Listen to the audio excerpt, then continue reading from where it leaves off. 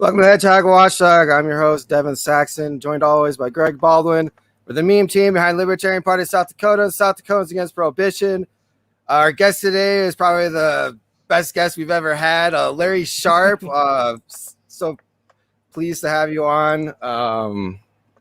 Happy to be here, guys. Happy to be here. I'm so glad you brought me aboard. I love that intro. I got to do something super cool now. That was a cool intro. So now I got to maybe tell a joke or something. I don't know. Whatever. I got to do something. So I guess you've probably answered this a lot, but for people that just tuned in or just started watching our show, like, how did you get into the liberty movement for the first time? Like, what was the final straw on the camel's back? If anybody actually cares about me, and I hope they do, but they don't have to. If they do, it's very easy to Google the story of Larry Sharpe. That's a YouTube video. You can check that out, or just Google Larry Sharpe. I'm all over the place. But the oddest part about me joining the Liberty Movement is I didn't join it really for politics, if that makes any sense. I didn't get into Liberty because of politics. That was kind of an odd thing. I actually got into the area in general because of Robert Ringer. Robert Ringer is actually an objectivist, is an Ayn Rander. And he wrote many books on business. And I was a business consultant trainer for many years. I've been one now for 17 years already. So that's my trade. It's how I pay my bills. And so I read many of his books and his blog. And he said, read Atlas Shrugged. So I did. Then he said, read Fountainhead. So I did. And I never became an actual objectivist. I didn't go down that road, but it did make me think about, wait a minute, maybe this government isn't the answer for everything. And I wasn't that guy, but I was always the rebel. And like, I was a guy who voted for Perot in 96. And then I voted for Nader in 2000. And if you had asked me what were the difference in their policies, I still can't tell you. Like, I just knew they weren't the others. So those are the guys I voted for. I think I voted for Perot once and Nader twice. And so that's what I was. And I was actually ready to give up after Obama. I was like, okay, he seemed like, I know I'm saying he seemed, it looked like he was going to be different.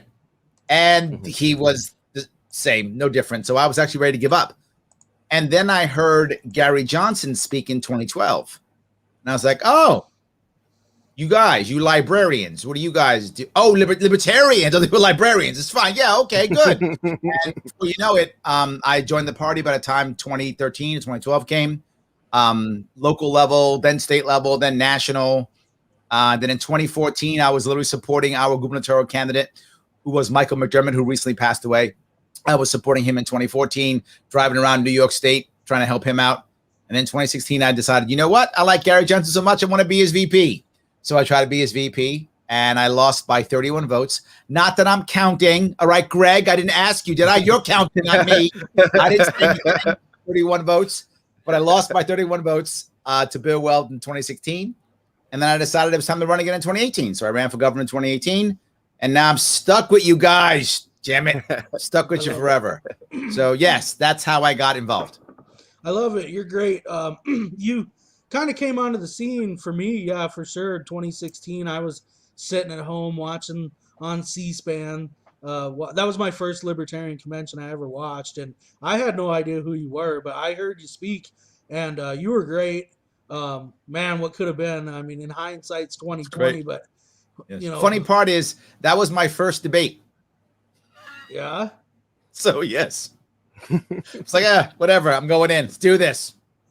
Well, for better, for better or worse, I always kind of tell people that, you know, the Libertarian Party, if you want to make a big splash or really, I don't know how to say it, like, you can climb the ranks pretty quick. Yes. There's an advantage of being big fish, small pond. There really is. And the thing that people have to remember, and this is a tough thing for people to get, people assume that to be a member of our party, you have to be an anarchist.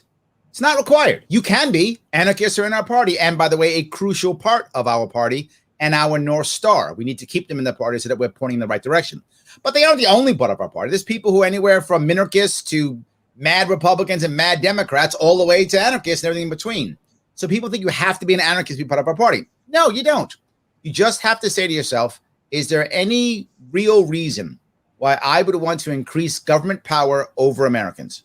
If you can go, no, you can probably join our party in some way, right? You probably can, right? Depends on where you live, obviously, right? But you probably can become a party in some way. I say all the time, you can be as liberal or as conservative as you want to be. Just don't force your views on others. I mean, that's the issue. You don't lose your First Amendment rights just because you're libertarian. And the example I give is from the recent COVID lockdowns. Now, I live in New York City. You guys live in South Dakota. Big difference in response. You were lucky. Like, big difference in response. So what I would say is, I said this public, and I'll still say it. If it was during the COVID, the big flare-ups, if you're over 60 and you have a pre-existing condition and you want to go to church, it is my opinion you shouldn't find another way to worship. That's my opinion. That's my First Amendment right. I can say that. And I had 2 people in my life, they're actually over 80, actually over 60, they were over 80, and they want to go to church, and I asked them, please don't go. Now, does that mean because I believe that I should shut churches down? No. Doesn't mean I should force someone who to not go. No. Doesn't mean if someone says, you know what, Larry, thank you for your opinion, but I'm okay risking my life for my faith. Okay. No worries. So I can still have an opinion without forcing it. And when people get that, when I can become libertarian, the problem is for the left and the right, the Republicans and Democrats, that whatever they say, they mean pass a law. They don't mean opinion. They mean pass a law. If they don't like cannabis, they mean pass a law against cannabis, right? If I don't like cannabis, it's I'm not going to smoke cannabis, but you can. If you go to that level, you can be a part of our party. We've got a quick caller. We got Steve Minogue from our membership director in South Dakota. My brother Steven, how are you, my friend? Larry Sharpe. I move across the country and you put me on the pay no mind list.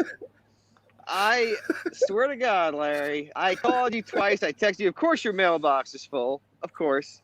Yeah, it's always full. It is. It is always Larry, full. Yes.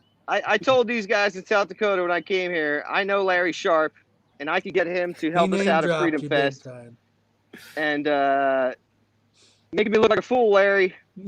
What do you need, brother? You got it. You see, this is the problem, Steve. You know that 80,000 people reach out to me, and you know I got like 2 people who always have access to me. You know one of them very well. And if you call her up, you know she will immediately bug me. You know this. Mr. Sharpe, I need you to come to our membership meeting during Freedom Fest and give a little pep talk to our libertarians here in South Dakota. That's what I popped on to ask you for. That's what I was calling you about. Done. I accept. Yes. Just let me know what time I'll do it. Yes. Well, we were going to ask you when you were part of the interview. When you were going to be here, what days. I'm doing the whole thing. I'm going to try to get a booth if I can. I'm not sure if I can still get one or not, but my team's putting it together. I'm writing a book. The book is coming out next month.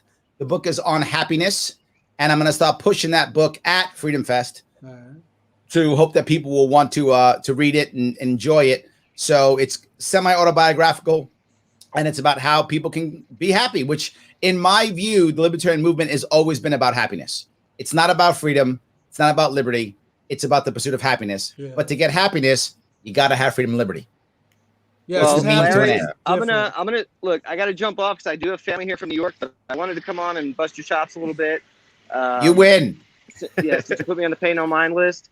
But it's not what I did. You didn't go. You have access to my people who get to me. You didn't go through them. I went straight to the source, Larry Sharpe. Hey, check it out. I will get back to you with the information. If you see an 845 number, that's me. All right.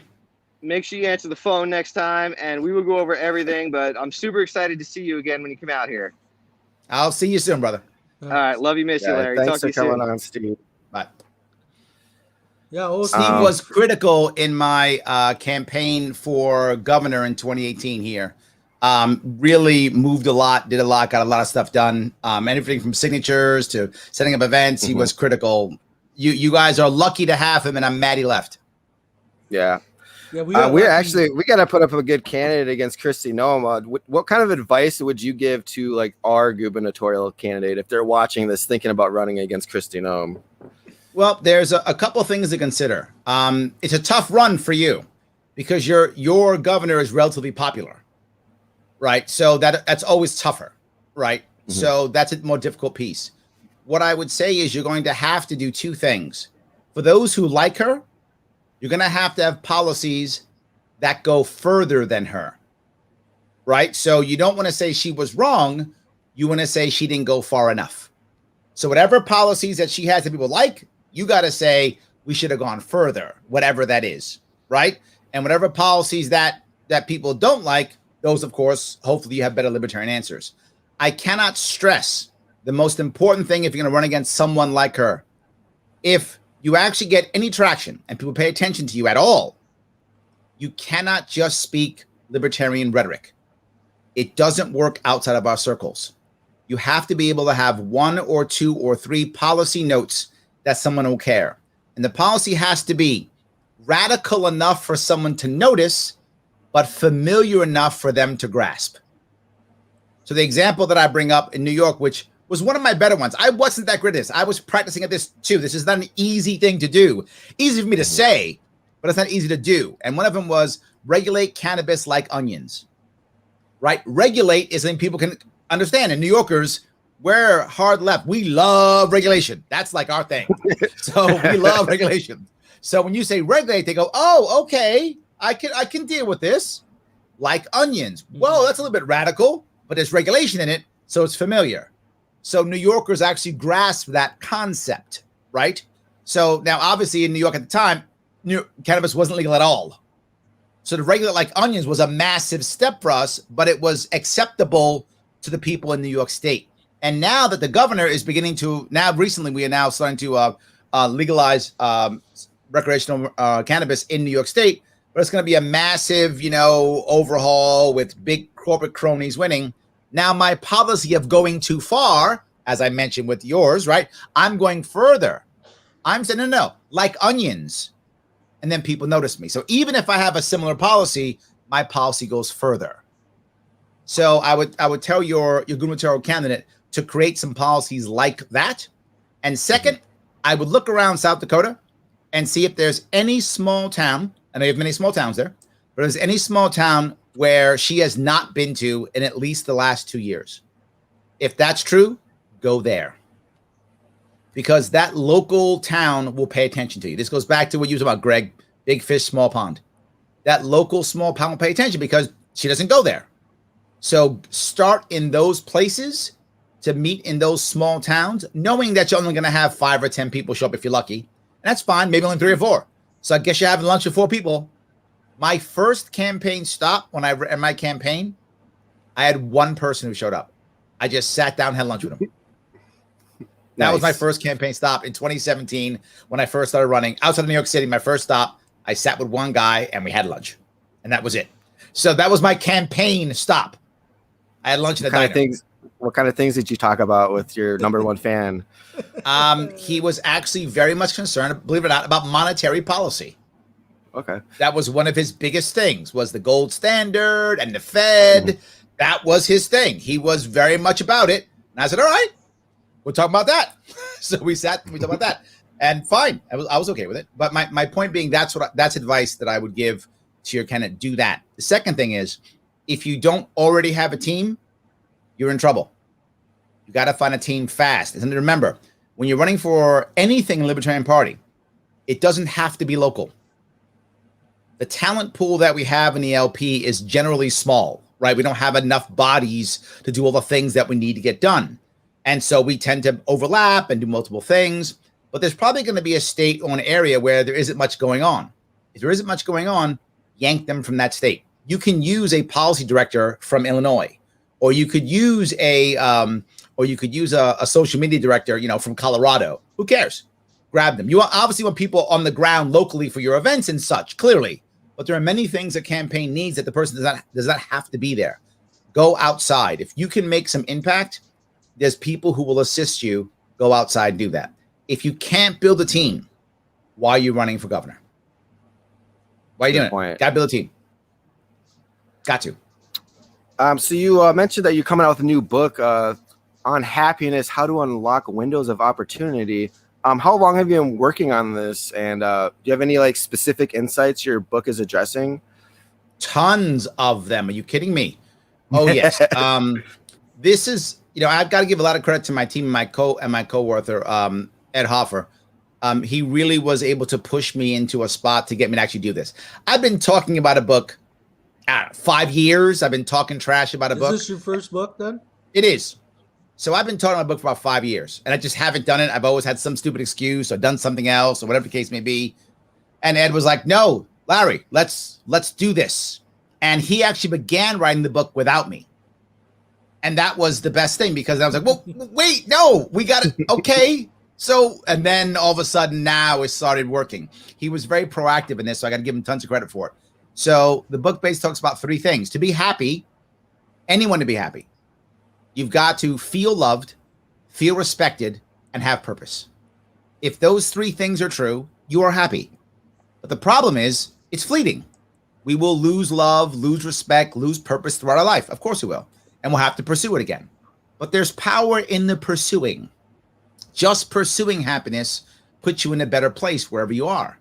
If you have respect but not love or purpose, then you can pursue love and purpose. And respect doesn't have to be family respect. It could be professional respect, could be family, could be social respect, whatever the case may be. And love could be romantic love or family love or whatever love that you're looking for.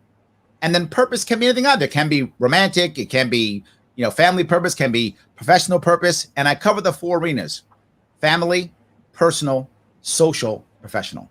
And if you can grab all 3 in all of those, oh my God, that's a 12-pane window, which is where the idea comes from, a 12-pane window. If you can get all 12.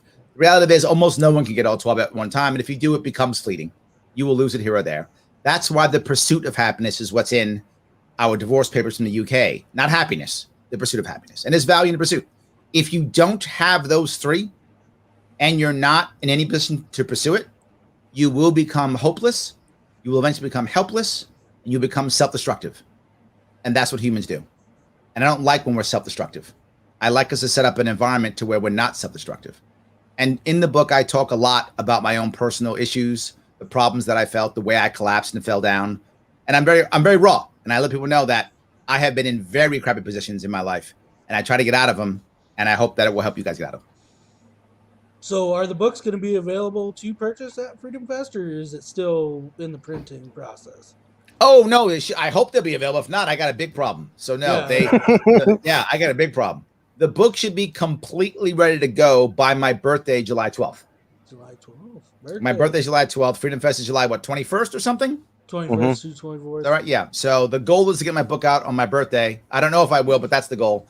Get it on my birthday, July 12th. I will be 53 years old on July 12th. Nice. Not Almost bad, a little not bit older than the Libertarian Party. Yes, indeed. Yes, indeed. I in the Liberty Movement, I'm an old man. The Liberty Movement's a young man's game. Yeah. Yeah, I turned 40. I turned 40 this year, and I'd say a lot of the people that we have involved with our party are young people that are younger than me. Yeah. Absolutely. Most of the people on my team, I could be their father. It's fine. I don't mind. It's all good. It's all good. Love it. We need the older guidance. Yeah, you're a good role model. So there you go. Well, when you're doing investing, very often when the venture cap guys or the angel investor guys are coming in to look for new things to go and invest, and they see 2 or 3 young people, doing something cool, one of the things they actually ask for is they say, "Where's the gray hair?" They're looking for one guy or gal who's been around the block to go, let me herd these guys. Let me move them around and get them squared away. Let me show them life. And they really do want gray hair. And the funny thing is, if you go back 15 or 20 years, maybe don't realize this, but just shows progress in America in general.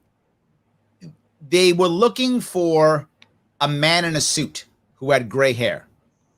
Now that's not true anymore. They don't care if he wears a suit or not. And they're more than likely looking for a woman, not a man. There are some investors right now that literally will not invest in a company if it's all male. That means just blatantly biased. Oh, all guys? No. In fact, some are so biased that the boss has got to be a woman or they say no. That's how biased it is now compared to what it was 15 years ago. 15 years ago, it was like, of course it's a bunch of dudes. Of course it is. Now that's changed completely. And we're seeing that the idea that I bring up constantly when I talk about leadership is the idea of diversity of thought with unity of purpose, right? That's the key. You want diversity of thought with unity of purpose. Diversity for diversity's sake isn't good. Diversity of thought is critical. Now, sometimes that will mean a physical diversity in individuals. Not always, right? If I get, I don't know, a Puerto Rican kid and a white Irish kid, both out of Boston, who both went to the same school and the same college, am I really getting diversity of thought? Probably not. Probably not. Yeah. I mean, they're physically different. One's Puerto Rican, one's white, but I'm not really getting diversity there. I want to get real diversity of thought. So in that case, I'd rather have, the Puerto Rican kid from Boston and then the Puerto Rican kid from, say, like Puerto Rico, right? Or the white kid from Boston and the white kid from, say, I don't know, West Virginia, right? So now I'm getting actual diversity of thought. And I think that's a key aspect that we have to work on in general. Sorry. Go ahead, Greg. I've asked a lot of questions. I just want to ask a couple questions about Freedom Fest. So are you Sure. Are you a panelist on? I am. I'm on 2 or 3 things. I forgot what they had me on. I told them put me on anything. I didn't care. Right.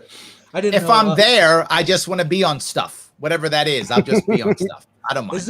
Is this your first Freedom Fest, or have you been to the ones in? No, it's my third or fourth Freedom Fest. I think third. Yes, my third Freedom Fest. I went in 2017. I went in 2019. And then now 2021. Yes. So yeah, 2017. I didn't go 2018. I was running for office. Yeah. I did 2017, 2019, and now 2020. I did 2017 as Larry Sharpe for governor, 2019 as Sharpe Way, and 2021 I do it as Sharpe Way again. So yeah. Nice. So have you ever been to South Dakota before, or is this going to be your first time? I've driven through before. I've never actually gone. I crossed the country 3 times as a Marine in the 90s. I was like going from like Virginia to Japan or something, and I took some time off and I drove a 1985 Volkswagen Jetta across America twice. So, nice. And one of those times I went through South Dakota. So I've driven through South Dakota, but that's it. Is there anything particular you're looking forward to doing out here while you come out in the hills? Any sites, that you want to see or anything? I'm there for business. All right.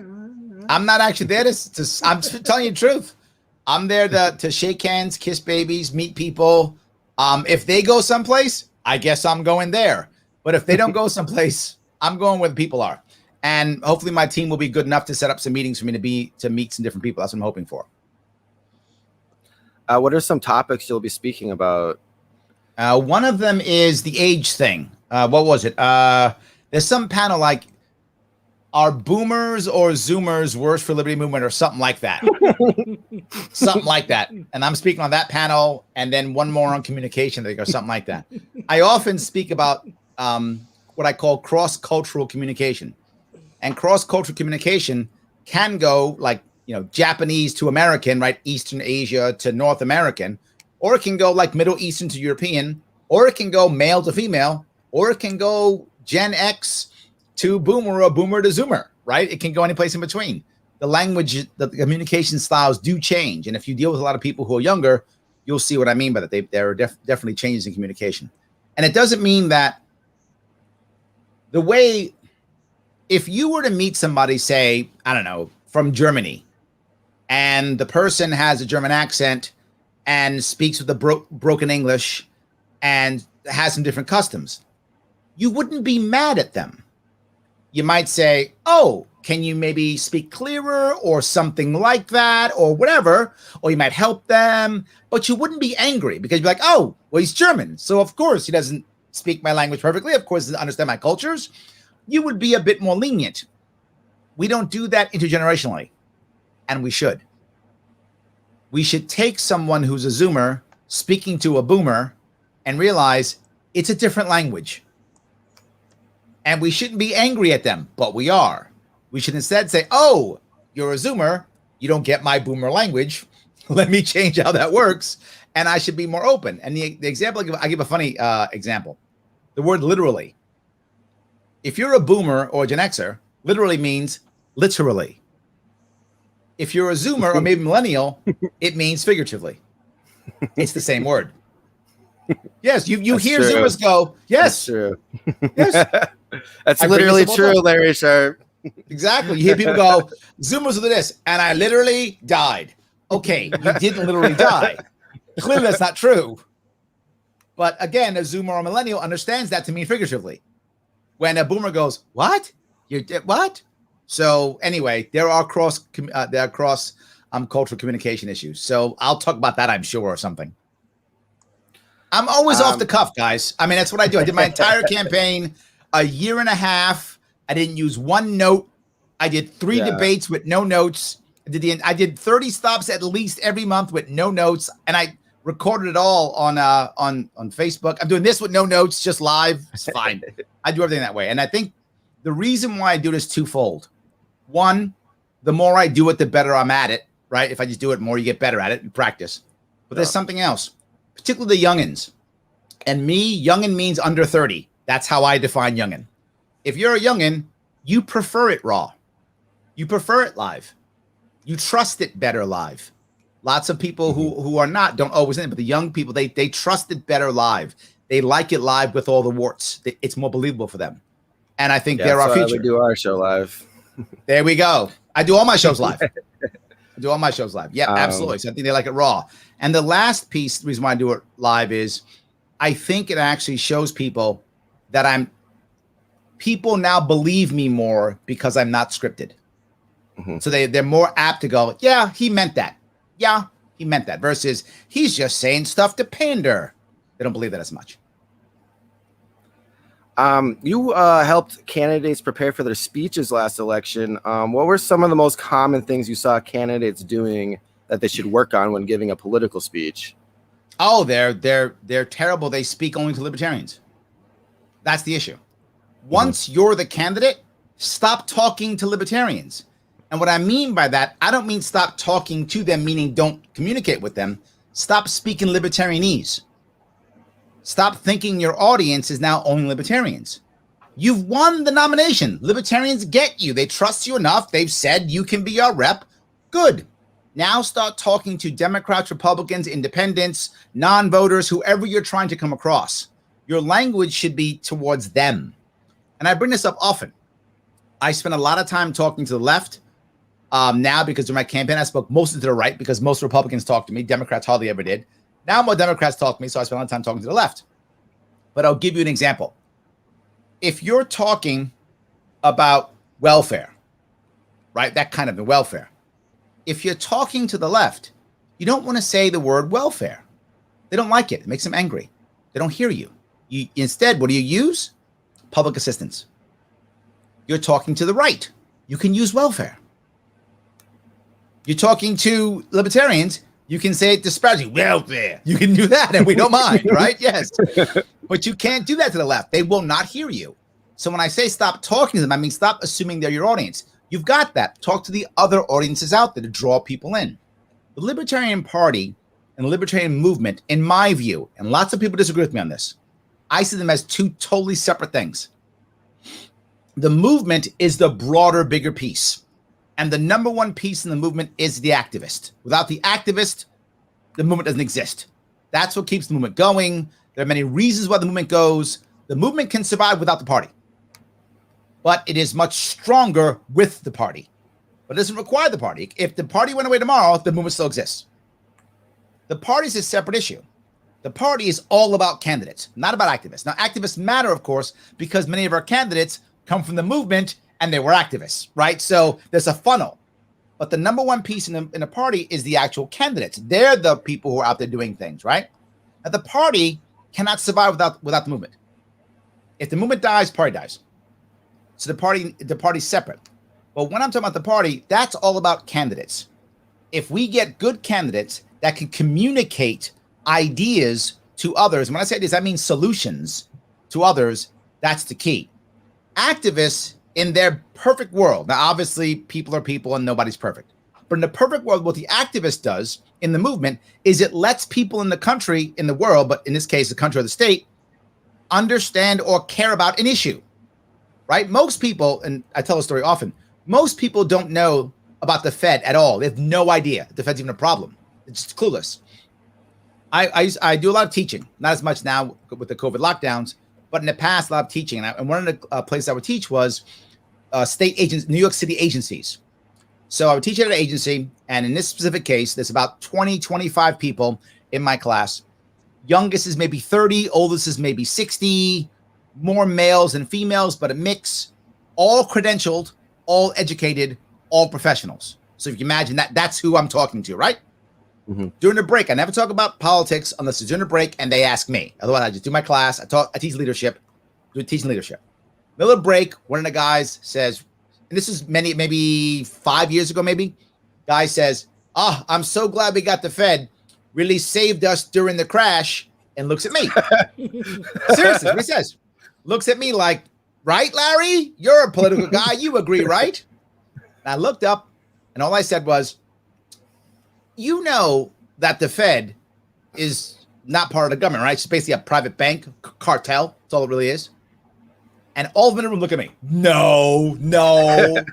Not one person knew that. And all I said was, "You got your phones? Google it." Yeah, stupid Larry Sharpe. Go ahead and they do it, right? And then I was there like, all you hear is, "What? Huh? Oh my God, he's right. Oh yeah." I'm like, "Yeah, it's true." I said, "Do you know that the Fed just magically makes money?" They're like, "No, it doesn't." And note, I just showed them that I was right like 10 seconds ago. And they were still like, no. I was like, no, Google it. Oh my God, he's right. That goes to show how far away we are from moving those types of things. So good activists get people to care about that. And they go, the Fed, that's a thing. The problem that we often have as a party is when the activist moves to become candidate, they still become the activist. And they spend their time still talking about rhetoric and trying to get things like, I want to get, I want people to have awareness. That's what activists do. A candidate, again, in this perfect world, in the perfect world, the activists get people to care about the issue, and the candidate now provides a libertarian solution. That's the perfect world, right? Candidates don't say end the Fed. I mean, they do. I'm saying in my perfect world. They wouldn't say end the Fed. They would explain how we end the Fed, what we replace it with. Does that make sense? Yeah. Because the activists should be screaming end the Fed. So that people go, why, how, I don't get it. Great. Here's candidate Greg. He's going to tell you. And then Greg goes, if you vote for me, here's what I'll do. Step 1, step 2, step 3. Here's the policy to either end it, replace it, or whatever is your policy. That's my perfect world. We are nowhere near there. And we need to spend more time doing that. So for all candidates who are watching, remember, your job is to provide solutions. Hopefully your activists have done their job and they've got people to care about the problems so that you can now show them the solutions. If you spend your time screaming rhetoric and acting like an activist, the odds are, 1, you're not going to get any attention. And then 2, when you actually get in a debate or when you actually get some actual press, you're going to fall back to rhetoric, have no answer, and wind up embarrassing yourself. And that happens constantly. I see it when the left or the right debates libertarians and they fall back to rhetoric and they look foolish. Because these people have spent their life, literally their life, even if it's short, coming up with policy. They're policy wonks. They know every detail of every single thing. And they go, what about this? And you go, end the Fed, get the government out. And they go, you are dismissed. So if you're going to be a candidate, spend your time figuring out what policies you want to push. And your policy should be what solutions you have for your local area. Hopefully activists have done a good job of that. I'm sorry, I yapped away. What was the question? That was really good advice. I forgot what the question was initially, but we still got good information. That's what happens when you go live. What are you going to do? You come off of a super positive guy. How do you keep up that energy and where some people lose their composure and become downers? Lots of coffee. Lots of coffee. No, I'm kidding. The reality of it is going to sound crazy. I don't care if I win. That's the truth. My goal isn't to win an argument with anybody. I don't care if I win an argument. I don't care. I don't care about winning a battle. I'm going to win a war. And the way I win the war is by winning hearts and minds of those who are watching me fight. So as long as those people who are watching me go, that guy had something. what I realize is, and I wish most of us would realize this, and some of us don't, is that almost everybody, not everybody, but almost everybody came to our movement because of one thing. They heard somebody say something that made sense to them. That's it. Whether that person was Gary Johnson or Ron Paul or Harry Brown or whoever. It was somebody who said something that made sense. And they went, huh, who's that guy? That Greg guy seems smart. What party is he with again? Oh, Libertarian. Huh. Let me go check these guys out. And now they're coming to your event because Greg said something that made sense to them. And they show up. So my goal is to get in front of people and say stuff that makes sense. If I do that, I'm winning. Everything else is irrelevant. I don't care what else happens. If I'm in front of people saying stuff that makes sense, I'm winning. Because the people are going to go, that Larry Sharpe guy, who's he with again? We should go check those guys out. So that's number one. But it's the second piece. I know that in any argument, I always have the moral high ground. Always. Because nothing I ever say is going to include force. I win. Nothing you can say except you're going to use force. If you're not going to say to use force, then we agree. Then we agree.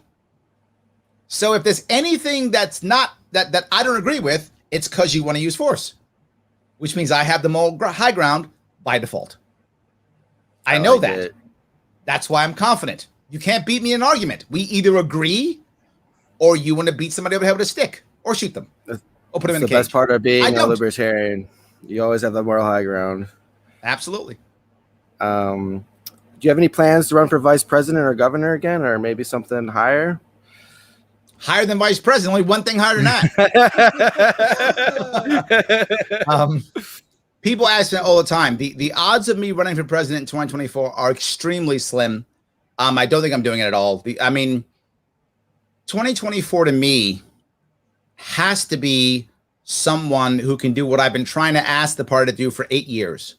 And that is win an electoral vote.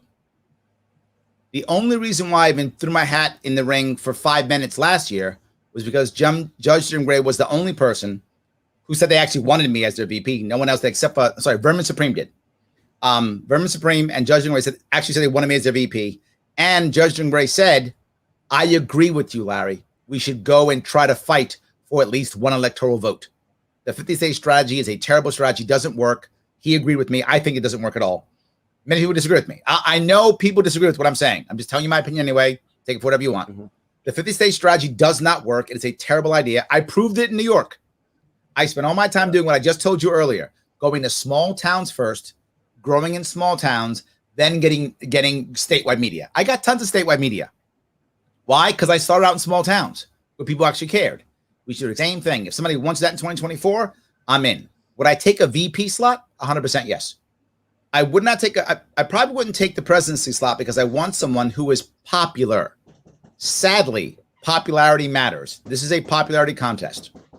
So the only way I'd take the 2024 slot, even try for it, would only be if I believed I was the most popular libertarian in the country. The odds of that happening are pretty slim. I'm not now. I probably won't be in 4 years. But if for some reason maybe my book explodes and I go on whatever, I don't know, whatever. What's the equivalent of Oprah now? Is it Ellen? No, she's gone too. Whatever is the thing, Good Morning America, whatever is the thing. If I start going on those and I become super popular, then maybe. But unless that happens, I don't see myself doing it. Maybe 2028 is possible. If I'm popular then, maybe. But I got to tell you what I think is going to happen in 2024, my gut. There's not going to be an incumbent. I don't think Biden runs in 2024. And Trump runs or he doesn't. But either way, he's not an incumbent. So there's no incumbent, which means everyone's going to rush to us. If Trump actually runs, all the Republicans who aren't Trumpsters are all going to come to us and be like, oh, Devin, I have always been a libertarian. Haven't you known that? Oh, my whole life. I'm super libertarian. Oh, my God. And all those never Trumper Republicans are going to come to us and try to get our nomination. And if Trump doesn't run, then all the Democrats who get booted out of the Biden household are going to come to us and go, oh, Greg, I was always libertarian. I know I said all these horrible things about socialism that make you want to vomit, but I was kidding, right? So they're all going to say that. So I think a bunch of you are going to come to us in 2024 trying to get our nomination. You might go, Larry, you mad about that? Not at all, because that will bring press to the party. Now, does that mean I want one of them as our nominee? No, but I want their press. I absolutely want their press. We got more press because of Bill Weld than we did prior to Bill Weld and even after Bill Weld. I clearly did not want Bill Weld to be our nominee. I literally ran against him myself. However, I was happy he was there to give us the press. I would like the same thing to happen, but us to have a more libertarian candidate, but to get that press. So that's what I'm hoping for 2024. I would like us to have more press, have somebody who's popular. And the reality of it is the VP slot in our party is just support team. That's all it is. In other parties too, but really it's just support staff. So I'd happily support somebody, help them raise money, be their VP, be their voice in the press, supporting some. I did it for Gary Johnson, 2016. Consistently, I kept saying, the governor's been clear in. Gary Johnson said many times. Gary Johnson's been very clear in saying this. His position is this. I said it like 45 times in 2016. So I'm happy to do it for whomever. I know right now our front runner is Justin Amash, I think, right? He's the front runner at the moment. Yeah, I think that's what everybody's talking about. I mean, he was a good congressman. I mean, he was one of the few congressmen I actually liked. So I don't really have any complaints with him. And probably like the only congressman I liked. No, what I like about what he's done, though, I got to tell you, here's what I like about what he's done. He's joined the party and is now with us prior to running, right? People are like, well, bring Tulsi Gabbard across, bring so-and-so across. I don't mind any of them, but I don't mind. What I mind them doing is, oh, it's April of 2024. Now I show up. If Tulsi Gabbard wants to show up now, join our party now, start talking with us now, then I'm open to her in 2024. She was up April of 2024. I'm not open to that. Because here's what I know. If you spend more time with us, one of two things always happens. You either realize you don't fit and you leave, or you become more like us. That's how it works every single time. So I want anyone who wants to be libertarian in 2024, start coming now. Come 2021, 2022. Because by 2024, either you'll have become more like us or you'll leave. Both are the right answer. You mentioned earlier that you think our strategy should be to get at least one electoral vote. What state 100%. do you think is the most prospective state to get that electoral vote? Well, I think there's a couple. We could get, if we look at those who are breaking up the electoral votes, Nebraska and Maine would be an option, right? To get one chunk of them. Imagine taking all or a huge chunk or half of our money and spending it on one or two areas in those states. That could work. For a full state, I thought New Mexico because of Gary Johnson, but that's not true. I've looked at the numbers now. That was inaccurate. I've said New Mexico in the past, thinking that it was true. It isn't. Maybe Utah or maybe Wyoming. Wyoming's very libertarian in general. And we already have somebody there who's already won there. And Utah Republicans don't like Trump. So if Trump is still powerful, there's a lot of never Trumpers in Utah. They might come our way. So I think one of those two states, or maybe Nebraska or Maine, is my gut. But it doesn't actually matter. If we focus on one, say I'm wrong and we do New Mexico. And New Mexico is not that good, but we get something. Imagine if all of a sudden we start the campaign, say, for example, we started in 2023 in October, right after election, right before election season, we begin it.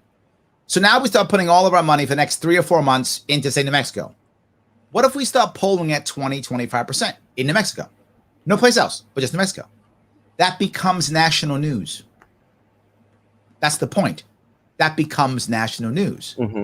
Libertarians polling 20-25% in New Mexico. Or you insert, I don't know, Utah, Wyoming, I don't care where. But the idea that we might actually win a state, what begins to happen? We get press. How do I know that? Remember McMullen from Utah, 2016?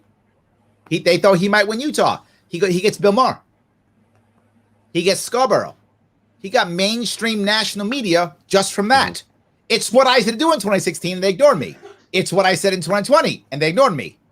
Don't ignore me 2024, damn it. I'm right. I'm right.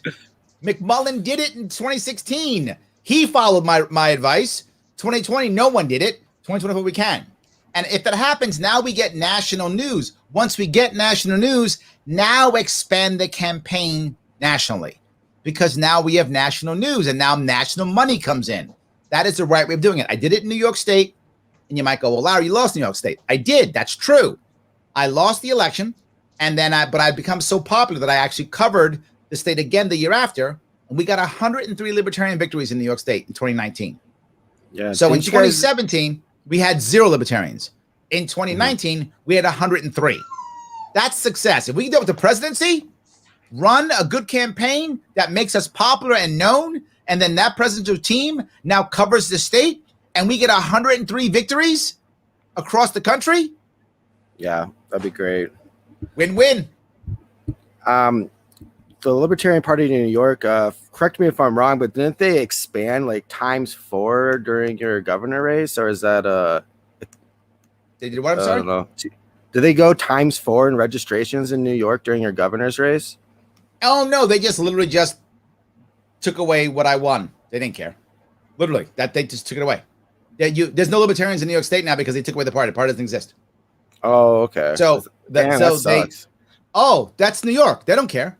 They said the rules for you to become a party are and New York State rules are very specific, or were very specific. They still are, but you have to win, or had to when I ran, 50,000 votes on the gubernatorial line only. So literally, Gary Johnson could have won our state. We were not a party. We could have 2 congressmen from New York State, not a party. Only way you become a party in New York State is getting 50,000 votes or more in a gubernatorial race on that gubernatorial line. No exception. That's the rule. So I said, okay. And I did that. They went, oh, did we say 50? Just kidding, Larry. What we meant was 130. And now we're not a party anymore. Wow. That's literally what they did. And then they said, oh, you have to get 15,000 signatures? Oh, you did that? How many did you get? Oh, you got 38? Oh, did we say 15? Larry, we're kidding. We meant 45. Yeah, I was wondering. So now they now raised everything higher than we got. So I got over 100,000 votes. They went 130. I brought in 38,000 signatures. They went 45,000. She said, oh, and just did it in the middle, like just in the middle of it. You just won it? Oh, taking it away. Yep, right away. The next year, I took it away. Yeah, that makes it motivating. You guys can't even get ballot access based on the president election. Correct. Doesn't matter. Yeah. Doesn't matter. Well, it sounds like a bunch of reasons to move to South Dakota. I think you only need 50 signatures here. I'm gonna hang out with Minogue. That's what I'm gonna go do. Hang out with Minogue. Absolutely. Let's see here. Do you have any take on what's happening in New Hampshire, or are you waiting for more information on that, like everybody else? Or I got to tell you, people get mad at me when I talk about this. I really don't care. I know it's people get mad at me, like you're supposed to care. All I want National to do, to be forward with you, is one thing that I care about: get us ballot access. That's what I care about. Focus on ballot access. Get us ballot access. Help out a state if it needs help getting ballot access. Support a state that needs ballot access. Get us 50 state ballot access every 4 years, and in between, help out other states getting ballot access. That's actually all I want National to do. They do that. I don't care if they even have, and this is going to sound crazy, I don't care if the Twitter account's good or bad or whatever. No one's watching it except us anyway. Nobody cares. Mm-hmm. My friends don't know what lp.org is. They have only we're watching. Nobody cares. By the time they start watching it, it's only one reason: because we have an outstanding candidate. Mm-hmm. That's it. It doesn't matter what our messaging is. People are fighting about messaging. Nobody cares. Only we watch that stuff, right? Except when we screw up and do something crazy, then they go, "Oh, look all the place." Even when that happens, no one still cares. Even the stories written about New Hampshire, nobody was watching. Nobody cares. So I'm not that concerned. In my view, New Hampshire is a local issue to deal with by the people in New Hampshire. Deal with it their way, the way they want. I hope they're right. That's all I can tell you. I hope they're right. I'm not a big fan of National stepping in, with the exception I meant. National should absolutely step in the case of ballot access. That's the only thing I think National should step in. If a state's screwing up and about to lose ballot access, I have no problem with the authoritarian Libertarian Party National stepping in that case, just to get ballot access. That's all I care about. The rest, whatever. I'm not the concern. I don't think anyone's going to care about National until we have a popular candidate, right? That kind of thing. local, in my view, has much more of an input, in my view, on what's happening, right? Your state affiliate is going to have much more impact in local races than national will. Greg, how about you ask a question? I've asked a bunch of questions. I feel bad. I'm hogging Larry Sharpe from you. My dog is being a freaking pain in the butt, so I love dogs. I keep muting it. What kind of dog do you have? It's my wife's dog. It's a Bichon Frise / poodle. Oh, yes, I know them. Yes, very cute. Very cute dogs. He's cute, but he's old and crotchety. And, but they don't shed much, so it's not that bad. No. They don't shed much, so not too bad. Old and angry. Yep. Well, poodles are known for being mean. Yeah. Bichon Frise is not so much. Poodles are known for being mean. Yep, absolutely. I'm sorry. I love dogs. I'm a dog guy. I can't have one now. I live in a small house in Queens, so I can't have one now. My property is literally 20 feet wide. Not yards, not acres. Feet. 20 feet wide. And you can't get into my backyard without going through my house because my neighbors touch my house. So yes, my neighbors touch. Yes. Yeah. New York, man. That's so correct. You've lived there your whole life, or? Well, part of that lived outside. When I was in the Marine Corps, I was overseas for many years. But my non, Marine Corps life, I spent 4 years as a teacher in Japan. And then outside of that, I spent my life in New York in some way. I lived in New York City. I was born in Manhattan, raised in the Bronx as a kid. High school was out in Long Island, Suffolk County. Then I came back and I lived in Suffolk County again in Huntington. I lived there for a few years. Then I moved back to Astoria, Queens, and I've been in Astoria, Queens now about 21 years. So you mentioned the Marines, and I know it said like 86 to 94. Yep. Were you in the first Gulf War? No, the first Gulf War was like 5 minutes. So it was a 5-minute war. By the time my unit would have been deployed, the war was already over.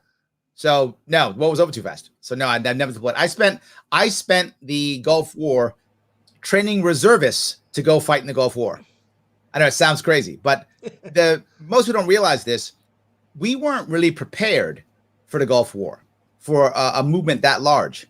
So we had to, and again, it happened again later, but we had to, mobilize a lot of reservists, and they weren't ready for this. The reservists didn't want to go. They had jobs and stuff. They were like, no, I'm doing like 2 weekends a year or stuff, whatever. I'm not doing this, a weekend a month. And no, I'm not going over to sit in Saudi Arabia before the attack in Kuwait for 6 months. I'm not doing that. They didn't want to.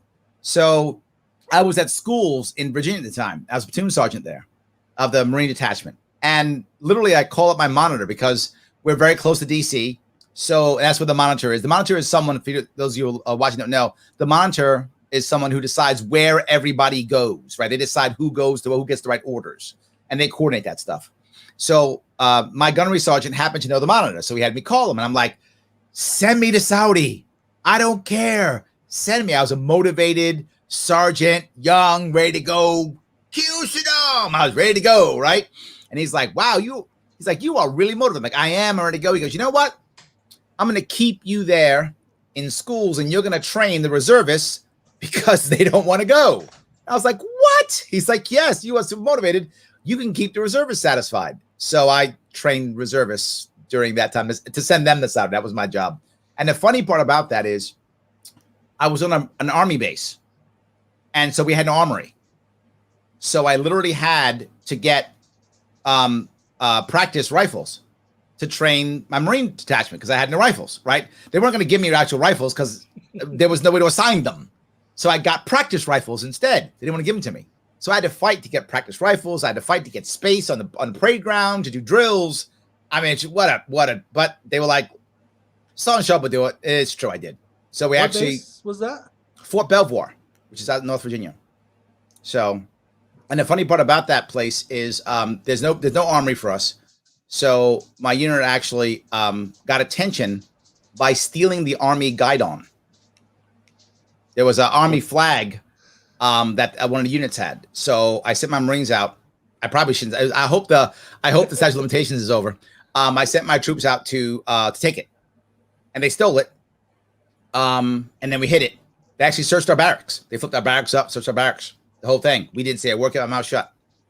Then they were like, well, Larry, okay, you want your practice rifles? Like, I do. They were like, we'll give them to you. Okay. Their guidon was found. Look at that. It's amazing how that worked. Yes, I am extortionist. It's true. I'm an extortionist. It's true. So, yes.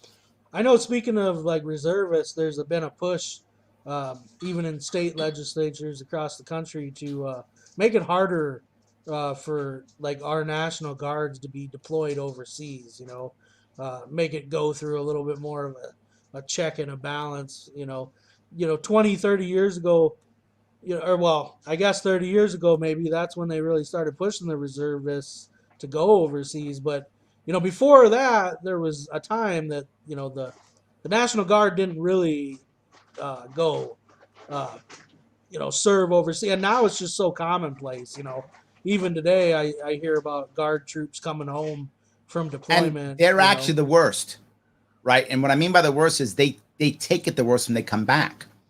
Right. When I used to do a lot of vet work. I don't do much now. Since I started running, it's funny. Since I started running, I don't do anywhere near as much vet work as I used to. But early on during the Iraq and Afghanistan wars, I was trying to help a whole lot more vets coming back. And I started working with the VA, and it was so bad I stopped working with them. They just were so bad. They were doing more harm than good. So I refused to work for them. So I only worked for organizations that were nonprofits like Yellow Ribbon and stuff, Wounded Warriors, stuff like that. So one of the events I was doing was a reservist group, I think in Massachusetts, I think. So I go up there, and what I was teaching them basically was things like networking skills, job hunting skills, things like that, how to get yourself back in action. The problem is if you're a regular Army, right, you're not a reservist, you're a regular Army, when you come back from deployment, you just go back to your base. You still have a unit, you still have a job, you still have purpose. And you can re-enlist if you want to, or not, or whatever. You can still function. Not that it's all of a sudden great, but relative to reservists have it harder. They come back and it's like, now go back to your life. And they're like, I still got the dirt from Afghanistan on my boots. And I lost my job since I was gone for so long. And my wife left me. Where the hell am I going now? And it was terrible for them. And one of the sergeants first class was so upset. He was like, so mad. He was like, oh my God, these guys are going to be committing suicide in 9 months. And I'm like, and so I did a lot of work for the reservists more than I did active duty. Again, not because I do this not bad, but I just felt reservists had it worse. So I started doing more time with the National Guard and the reservist units because they just had a harder time when they came back. Yeah, you're not supposed to lose your job, but I've seen it happen. Oh, yeah. I've also seen, guys like that I worked with personally that were in the guards and stuff, and you get insurance, and it would even screw them up just to go to the 2 weeks field drills that they would do. Yep. Where like his private insurance, if you're not, most people, maybe not most, but I'm generalizing, but a lot of people live paycheck to paycheck. Oh, yeah. And so and especially the military, to be honest with you. And yep. So like when you don't have a paycheck for a couple weeks, but you still got those bills, and from experience, sometimes you do that drill or whatever, and it can take a month for you to even receive that pay. Yep. And, there's a lot of hardships, yeah, for sure. 100%. And that's why I spent more time with them. Again, not to get anything away from active duty. Just if I had to pick which one I thought I was doing more impact with, I would spend more time with the reservists because I thought I could do more. I could give them more response, if that makes any sense. That's why I was trying to work with them. But yeah, the whole thing's terrible. We shouldn't be sending people overseas to fight in civil wars anyway. So, I mean, the whole idea is silly.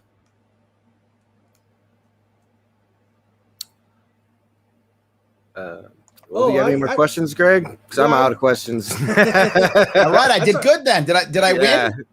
Yeah, I just have won. a couple basic ones.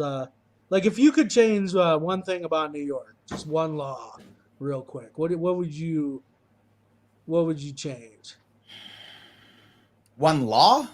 Well, like one piece. If I could change one thing, whatever, it wouldn't be a law.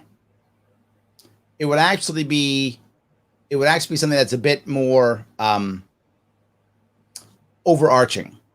I would change all professional licensing into credentialing, so that if you wanted to be, say, for example, you want to do a haircut or be a barber. I'm sorry, be a barber. You can either just be a barber if you want to, but you do not have the New York State credential. If you want that credential, you go through the motions and get that credential. And when you open up your shop and put out your shingle, you've got to put on there, do you have the credential or not? And then let the community decide if that credential is valid in their eyes or not. And if the credential is valid, they'll only go to credentialed barbers. If it's not, they'll go to whatever barber they want. And I think you should have for every single license in New York State with one exception. The exception I always have is, it's a generalized question. Would you ask your friend to do it? That's the question. Would you ask your friend to walk your dog? Of course you would. So why is there a license? Which in New York State there is. To walk dogs. It's a license for that. Yes.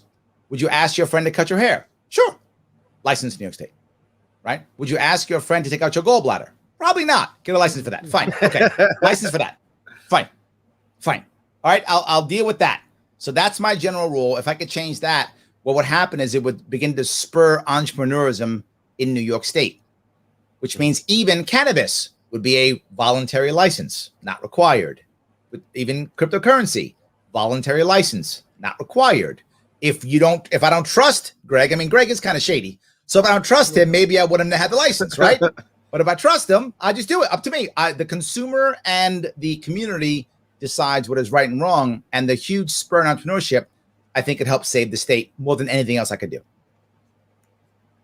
I thought of another question. We got 2 ballot initiatives going in South Dakota. One is ranked choice voting. The other is open primaries. Do you have any thoughts on either of those? Need both of them desperately, have none of them in my state. Need them desperately, have none of them in my state. Yes. But it's not true. Okay. We do have it in my state. We have ranked choice voting. We do. But we only have it for the primary in New York City. And the reason we have it a primary in New York City is going to sound crazy. People who are watching, their head's going to explode. New York City is 70 to 75% Democrat. 70 to 75% Democrat. Literally, there was a letter that went out to all the registered voters in New York State saying openly, if you want say in who the mayor is, become a Democrat, because you will have no say if you're not a Democrat. Our governor, our elected official governor, said in an interview, we pick a new mayor of New York City in June. The election's in November, but the primary is in June. So he literally just said, that's the mayor. That's how we roll in New York City. So for that, we have ranked choice voting. Why? Because Democrats got so mad of the establishment guy always winning. Yeah, isn't it unfair that the establishment always wins? Yeah, I agree, New York City Democrats. I'm with you. How about we move that to everybody? And they went, no. See, a Democrat's got to win. We just want to make sure that we have a choice between Democrats, but you guys will get to win. This is New York City. You thought we had more than one party. Silly Devin. We don't have more than one party here. Silly. So we actually do have it, but only for that. So they recognize it. They just don't want to change it. But definitely we should have it. Ranked choice voting would be great. Approval voting would be great. I would take anything of what we have now, right? And open primaries. Absolutely open primaries without question. Because it means that people don't want to register Libertarian. And clearly we had more Libertarians. There were only 7,000 registered Libertarians when I ran for office. I got over 100,000 votes. Now we've tripled to 21,000 and they took away our party status, so now it's none. So it's hard to build an organization when they keep stripping it away. In South Dakota, we've only had consistent ballot access now for about 5 years. But before that, if you looked at our party history, it was, well, we were a party, this year, but then we weren't this year, and then we were again this year. And so this is a culture change, though, right? And I say this, we have to have executives who will literally shame judges. And I mean this openly, and I say it all the time, right? The example I'll give, and if anyone's watched my stuff, I give the example often. I hope I don't bore you guys. Or some of you think it's the classics. It's the classics I'm giving you, right? Yeah, we go. Classics. So let's say, for example, I want to be on a ballot here in New York. I want to start a party or be in a ballot as a libertarian. The question I would ask the judge is, if I get on and there's a question, someone challenges me or whatever the case may be, what if you're wrong? And what if you think I'm wrong and you throw me off the ballot? Is there harm? There is. There are at least 100,000 people who would vote libertarian. I've shown that. You've basically taken away 100,000 people's choice or option. They might vote libertarian, they might not. But that choice, you have removed their democratic choice. There is a harm done. Mm-hmm. Or the reverse. What if you leave me on? What if nobody really likes me and hardly anybody votes for me? What's the harm done? None. So there is no harm done if I'm on, and a harm if I'm off. Why in the world would you ever take me off? Makes no sense. Harm is done. And the answer, of course, is, well, it's the law. Lots of things are the law. Doesn't mean you're a judge. You can think it's dumb. What if there was a law that the legislation passed that if you're 17 years old, convicted of graffiti, there is a mandatory minimum of death? Would you do it? If you say yes, you're a horrible human being. If you say yes, you're a horrible human being. If some jury goes, yep, convicted him of graffiti, and you're the judge, okay, 17-year-old, death. If you would say yes, you're a horrible human being. Of course you would say, no, I'm not sending a 17-year-old to death for graffiti. I'm not doing it. Mm-hmm. Similar concept, a little bit of exaggeration, obviously. But so let me walk down an exaggerated stream. The people of Tulsa, Oklahoma, I know some people there. And let's say my 3 friends in Tulsa decide we would like Larry Sharpe to be our mayor. So they put me on the ballot. Tulsa screws up, doesn't pay attention, lets me go on the ballot in this fake scenario, right? So what if that happens? What's the harm? Well, my 3 friends, plus a couple people who just hate the system and want to laugh and vote Larry Sharpe. So I get like 17 votes. Awesome. So what? What's the harm? Nothing. But let's say, in fact, that I win. Let's go down the road. I actually win. I get whatever. It's a 3-way race. I get 40% of the vote and I win. Well, I can't be the mayor of Tulsa. Clearly, I don't. There's a residency standard, right? I've missed, right? I physically don't fit the standards to be the mayor of Tulsa. So I can't. What does that mean? That means you have to have a redo in your election, which is a good thing. If the people of Tulsa who don't know who I am have picked me over these 2 guys or gals, they don't want them. They don't want them, so pick new candidates. So even in the crazy event that I win the Tulsa mayoral race, they'll have to redo it. Good. Clearly, the people of Tulsa don't like 2 people there. They voted for some guy they never heard of from New York. So clearly, this will be good. There is literally no harm in letting someone on the ballot. You're putting in the same ballot. Nothing's changing. There's no harm. So we should actually, the judges should be very, very lenient. Very lenient. And they're not. The reverse is true. They are super strict when they should be. Basically, this is what a judge should do. How many people on the ballot? 2 plus this crazy guy who we went off. So only 1 extra guy? Yeah, he's on. That should be what a judge does. Literally, he's on. But he doesn't have signatures. I don't care. But I don't care. It's 1 dude who no one knows. And people want to vote for him, and he wants to step up and try. Done. You're on. Move on. Next. That's what judges should be doing. And executives have to be telling judges that and literally shaming them when they don't. What's wrong with you? Why did you take away our rights? Yeah, we have a big problem with that right now in South Dakota, where our state Supreme Court right now is deciding whether or not they should overturn the vote of South Dakota to legalize marijuana. And unfortunately, our executive didn't stand up for us. She's actually using taxpayer money to file this lawsuit to bring it to the Supreme Court. So hopefully one of them is listening right now to the Hedgehog Watchdog. And I hope so. Hopefully that you've changed their mind to honor the voters' will and do the right thing. If a judge, and this is going to sound horrible, but if a judge is only going to follow the law, and that's it, if that's what judge is going to only follow the law, I don't need judges. AI can do that. Mm-hmm. I will fire all the judges, put in Skynet, and AI will decide who's guilty and who's, we'll decide that everything, and then judges, right? If you're only going to use the law and nothing else, I don't need judges. AI can do that. AI can look at precedent. AI can understand contract law. AI can already do that. I don't require a judge. I need a judge to look and say, is there harm? That matters. Is there harm? There's harm here. We got to worry about this. That has to be part of there. Not the only thing, obviously. But there is a human part to being a judge, which includes empathy, which includes harm, not only the law. And I'm not saying law doesn't matter. Of course, the law matters. What I'm saying is it can't only be the law, because law is just made by people, right? People always do this terrible dichotomy. Do you want us to be a nation of laws or a nation of men, right? Both are not impressive.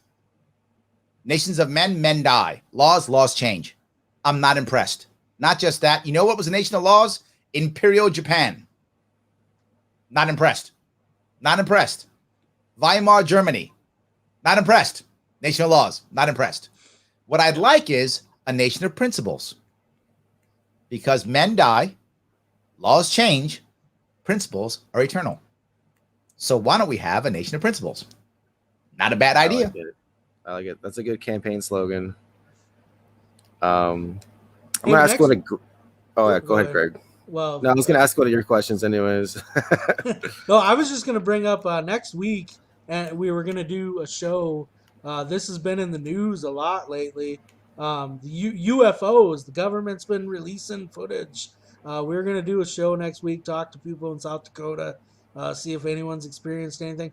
What do you think? Are UFOs aliens, or are they just some Chinese weapons program or U.S. government weapons program? I actually don't know, right? I've never. Here's the reality, and again, people get mad. Do I really care? I mean, it's nice. I'm not mad. Please, people like it, do your thing. But let's say it's Chinese weapons. Does it affect my life at all? No. Let's say it's secret American stuff whatever, the deep state doesn't tell us about. Okay. Doesn't change my life. Let's say it's aliens.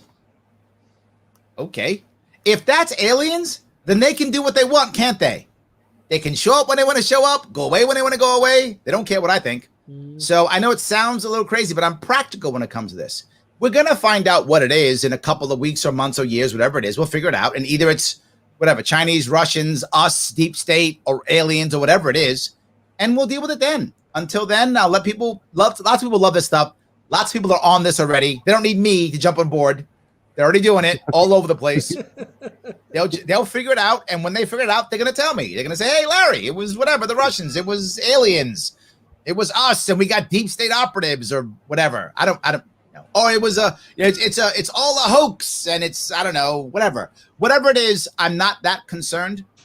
To be forward, if it is aliens, if that's true, if it's really aliens, what are we gonna do about it? I think it would actually.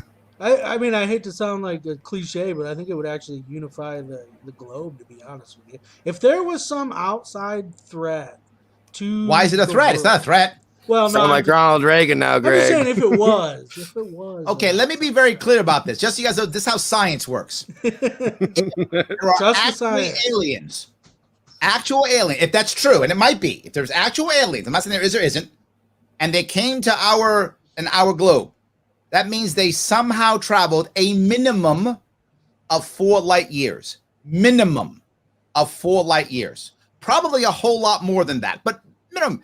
So if you can travel 4 light years and still be alive and fly around our space or something, their technology is so superior to ours, it doesn't matter if we're united. It's like saying, well, the anthill will be united with the other anthill against us. I'll still kill them all. Not impressive. So if that is true, it doesn't matter. If they were going to enslave us, they would have already enslaved us. Headline tomorrow on the Hedgehog Watchdog. Larry Sharpe says we're all ants and we're doomed. We're all ants and we're all doomed. It's true. We're all ants and we're all doomed. It's true. Well, we'll circle back here. You said the country should be a country of principle. What do you think the job of the Libertarian Party is? To promote the strong principle message or to win elections? He kind of mentioned that earlier. Well, that was my point, right? There's two. I see it, and a lot of people disagree with me. But I tell you how I see it. I see the movement as a separate, as I said, as the party.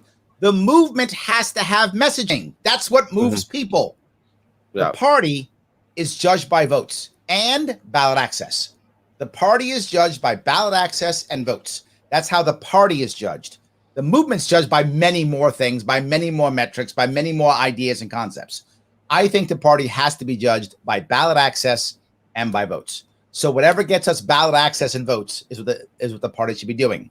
Generally speaking, that is charismatic candidates who can provide solutions. That's a good general rule that gets us success in that regard. It's not a 100% rule. There are exceptions. It's a good general rule. Providing principle and supporting principal candidates who can provide us with good solutions, and they're charismatic. I think that's been our fault in South Dakota. We've been running candidates like me and Devin when we're just these unlikable, uncharismatic, terrible messaging. Speak for yourself, Greg. But let me touch that piece. And again, I'll be controversial here. And people disagree with me on this. In fact, I'm in the minority when I say this for sure. I think we should run less candidates. And people go, Larry, why? It seems crazy. And here's my reason why. Because if I've got both you, Devin, and Greg both running, who's supporting you? I would rather have just Greg run and Devin support Greg, or just Devin run and Greg support Devin. I want support for our candidates. Most of our candidates running locally feel abandoned, alone, terrible. I don't want that, right? I was teasing Steve, right, just before. Why? Because I don't answer my own phone half the damn time. I don't do most of my social media now, and I haven't run in 3 years. And still, I have a team that deals with most of my stuff, and they forward stuff to me. So someone doesn't like Steve on my team. So they never forward it to me. So, but that's what usually happens, right? That's the thing. It comes to me that way. Candidates should be thinking the same way. Why? Here's the biggest thing. We're going to start winning more and more. We're seeing it. So now Devin's running. He can't build a team because of enough bodies, because the other 3 people who should be in his team, they're all running too. So now Devin wins. He has no team. How's he going to actually govern? He can't. I'd rather have Devin running with 3 people supporting him. And when Devin actually wins, there's his chief of staff. There's his PR. There's his communications director. They're right there. They've been with him the entire time. They just transfer right in. Boom. That's what we should be doing more and more and practicing more and more and more of. So I'd actually rather have less. But Larry, then we won't have a person on the ballot. I don't care. But we're missing this. We're missing marketing. No, we're not. They don't know who libertarians are. And if the person can't afford to get out and campaign, they never heard the person anyway. Mm-hmm. So you're marketing nothing. You're marketing a concept. Who cares? That's when it comes to the party, the people they're going to follow is you. You look at it today. How many people still call themselves literally Ron Paul libertarians? All the time. All the time. In New York State, they call themselves Larrytarians. All the time. That's normal. We should accept it as true. So if I want Devin to get Devintarians, I would love that, by the way. That sounds super cool. So anyway, so Devintarians, I like that. So if you get Devintarians, I can't have everybody running in South Dakota. I need everybody supporting Devin. So that when he actually gets impact and gets on TV or gets in the newspaper or gets on the radio, whatever, his team is there.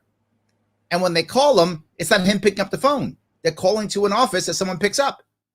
When he has to go online, someone else is actually answering. To be forward, I hate to say this, but I'll just tell you guys, most of my social media is not me posting it. There are people who act as me and they post constantly.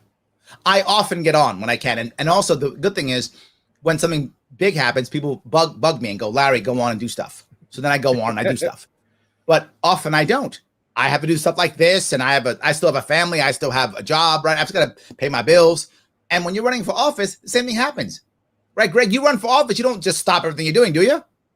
You can't. You still got a life to live. It'd be amazing if you I'm just going to run for office, do nothing else. So you need help. You need other people to assist you. So I'm a big fan of better candidates supported better. If I have a choice of running 500 candidates who each have one person supporting them, or 100 candidates with 6 people supporting them, take the 100. I'll lose 400 ballots. to get 100 good supported candidates that can make impact. Because once they like Devin, they come back to him. They come back to him. And now when Devin goes, I can't run anymore, but I'm going to have Greg run. And now Devin says Greg is awesome. You transfer. How do I know that? I did. I transferred mine from 2018 to over 100 people in 2019. So you can do it. It can be done. Yeah, I ran in 2018 and again in 2020. But I don't plan. I was gonna take next time off, and my thing is I got some little bit experience running, and so now I can actually help people with take some of my experience. Oh yeah, and show them. But we, just to I don't know about devil's advocate, but we kind of have a unique situation in South Dakota in the sense that. One, we have very easy ballot access. We won a lawsuit a couple years ago to where we just need to get 3.5% in a statewide race and shoot 2.5%. Even Devin ran for a statewide race last year and got 5%. So, and even Joe Jorgensen got above the 2.5% here in South Dakota. It's great. But this is such a red state in South Dakota that last cycle, there were 17 seats for the legislature that had no opposing candidate.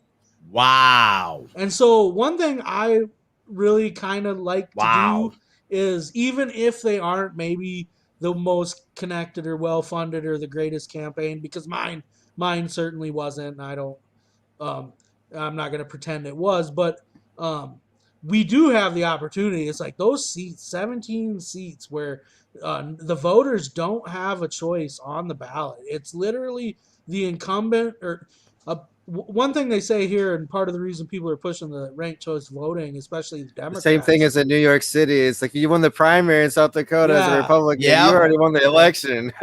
Yep. Yeah. And so absolutely, if we can recruit candidates, there is visibility. I think people kind of see us, a little stability on the ballot. It's like, oh, hey, there's some consistency. I've seen libertarians over the last 10 years on the ballot, but the question is, are you actually making impact? And what I would argue is, if you can get one, and I use it because people know, one Ron Paul, or nationally, one Gary Johnson, right? Also from 2016. Just one makes up for all the rest. Makes up for all the rest. If they stay, there's the problem, right? If they stay. And I got to say, I thought, and I say publicly, I thought that both Joe and Spike would just walk away because all the rest of them did. I'm happy they didn't. But I thought they were going to, because everyone else walks away. So why wouldn't they? They run for office. They don't do well. They walk away. That's been our thing for how many years now? Yeah. They're not. I'm happy about that. And she had kind of before, technically, because she was the nominee in 96. She walked away too. But yeah, where were you after that? Yes, they all walk away. That's what they all do. Yeah. So I assumed they're the same thing. I'm happy they didn't. But what does that tell me? That means people are staying. That to me shows me that we are moving up. And we have victories now. Wyoming was a victory. We have victories now. We are on the move. That's for sure. The question is how fast, and can we move fast enough before the nation destroys itself? Right? Yeah. That's the question I have. I don't know if we can or not. I had a 10-year plan. In 2016, I mentioned a 10-year plan. I wanted us to have federal representation by 2026. That's my goal. Technically had it. Yes, but you know what I mean. Period. We did. Yeah, I know. But I want us to have federal representation by 2026. I think that's a doable goal. Now, I think we lost a lot in 2020. 2020 was not a good year for us. So we got to make it up now in 2022, 2024, so that by 2026, we can have actual federal representation by 2026. My opinion is if we can't do it by 2026, we're in trouble. And I mean that as a nation, we're in trouble. We are just getting more deeply and deeply divided. That's all we're doing. More and more breaking up families, breaking up friendships, breaking up marriages. Everything's getting broken up because of politics, and everything winds up becoming a political issue. Everything is. So people say science. It isn't about science, it's politics. Masks are awesome if you're a Democrat. They're horrible if you're a Republican, period. It doesn't matter what the science means. The science is irrelevant. They can come up with science right now that shows masks are magical. And if you wear a mask, you will never get sick. You'll live forever. and it would not change. Democrats would be like, see? Republicans, no. Or the reverse, masks are completely useless. And in fact, if you wear a mask, you're going to take 5 years off your life. If that happened, Democrats would still be like, it's still great. How do I know that? I live in New York City now, and I still see people wearing masks all the time. I have no idea why. I was in a park with my daughter yesterday. My daughter's 11. So out in the park, there were kids in a park wearing masks. What is wrong with you? You're a kid. You're outside. Over 60% of New York City people are vaccinated. Mm-hmm. What are you doing? What? You're a kid outside, and most of us are vaccinated. Why are you wearing a mask? And they're wearing masks. Because we're Democrats. We wear masks. The science is irrelevant. It doesn't matter if it works or not. Again, even if masks are have magic powers, fine. That'd be awesome. I wish they did. But whatever. They have magic powers. It's not going to change. So anyway, that's what I think. We have to have some kind of federal connection. Federal representation by 2026. That's my goal. That's my 10-year plan. If we can't do it by then, we're in trouble. And I guess then I'll have to, I don't know, hand the mantle over to someone else. I'll be 58 by then. I got to almost ready to retire. I'll hand it over to you, Greg, but your baby then. No. I became the chair this year, and I keep telling everyone I'm retiring in 2023. There we go. See, I serve a 2-year term, and I'm like, this is it, guys. I've been with the party since 2016 on the executive committee. I mean, I don't know if I'll actually hold to that, but I never, when I got involved in politics, it was kind of, I saw, I in 2014. We had a bunch of candidates on the ballot in South Dakota, and I remember going to my first convention in 2016, really thinking that this was like, this is a viable third party. This is a really organized, and what I found was just it was not the case. And we've really spent. Congratulations to everyone who's worked hard, over the last years. I mean, we've really spent 5 years, growing, and we've done a lot of things, but we still got a lot to do, and sure. I definitely never seeked, like I said, I didn't get involved with this to seek power. I'm not power. Like you said about how you don't care if you win. I mean, when I ran for public office, I mean, that was kind of my thing. It's like, I'm not in it because I'm a lust for power and I have to go serve in the legislature. That's not my point. I just want to promote. So you didn't want to crush your enemies under your boot. You didn't want to do that? No. It's fine. Not as cool as I thought you were. Not as cool as I thought you were. My anyway, guys, it's where I live. It's 9:30. I have to bail. I have to run. I'm an old man. All right. Well, thank you for coming on. Yeah, thank you for coming on. Really appreciate it, and we're excited to see you speaking at Freedom Fest, and probably see you walking around. And yeah, apparently now you're on the hopefully I'll be at a booth. Yes, hopefully I'll be at a booth. We'll see. You got anything you want to plug before you leave, real quick? The Sharpe Way. Can't you see it's right here? I've been plugging it the whole time. What are you doing? Head over to Sharpe Way. It's almost every evening, 7 p.m. or so. It's live. Come hang out. Talk to me. We'll talk about cool stuff, and I'll show some videos or something. It'll be great. Nice. Awesome. Thanks again. Thank you. Appreciate it. Have a good one. See you next month. Yeah. All righty.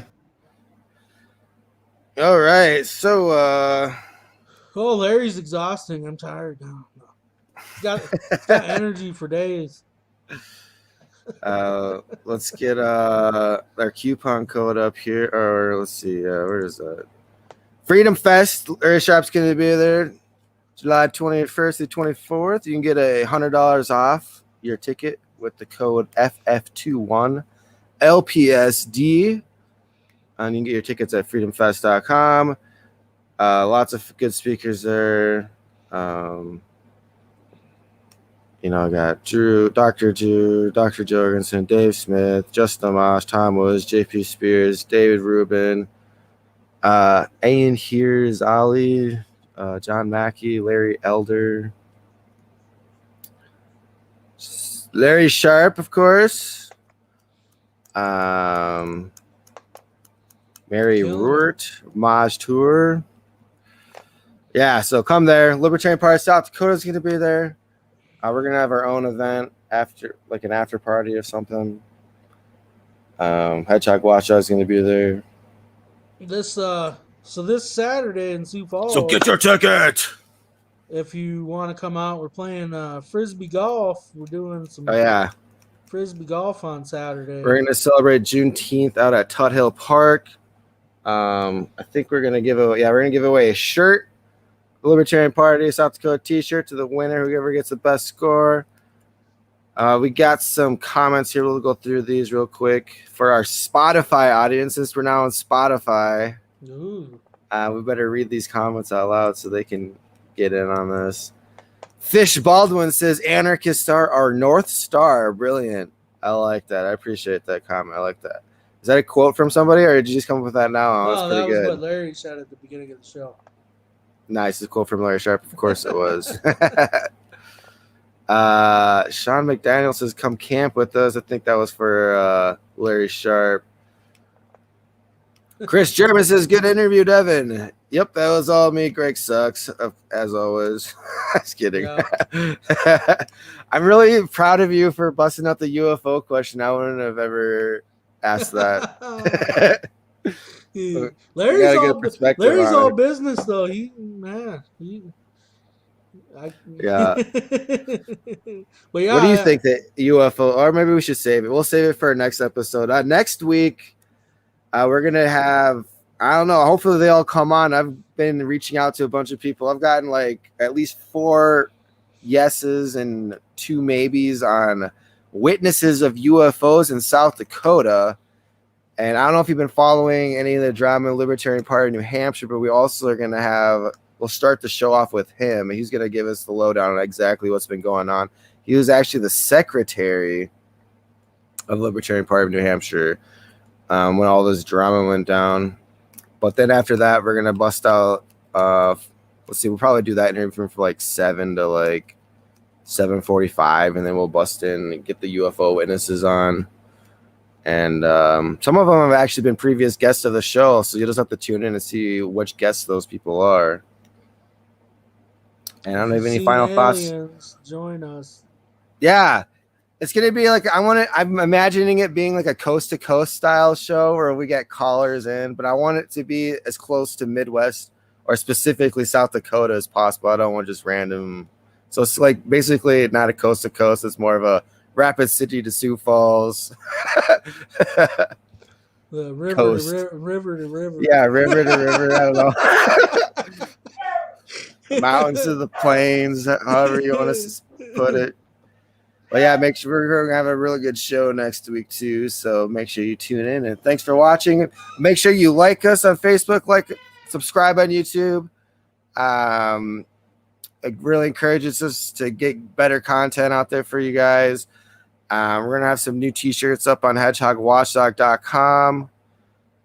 We're on Spotify now, so if you want to listen to us on your way to work, just type in Hedgehog Watchdog in the search bar. We'll have all our episodes uploaded on Spotify soon. I'll start with like the most recent ones to go with, and then check out Free Speech Media. They're on Facebook, D Live, and Trovo. And as every episode is always sponsored by Pinkcoin, and you can check them out at pinkcoin.com. Any final thoughts, Greg, before we go? No, I look forward to seeing Larry if we can get him to that meetup next month. We're gonna have a state. He said he was coming, meetup, so we're definitely gonna have a big hold party him- for ourselves. We got to Larry it, Sharpe coming. Even though he doesn't check his own email, we're gonna try to make sure. We'll track him down in person and be like, "You said, you promised us." But yeah, it should be a good time. So make sure you get your tickets for Freedom Fest, or at least come out to Rapid City for our big meeting for the West River people.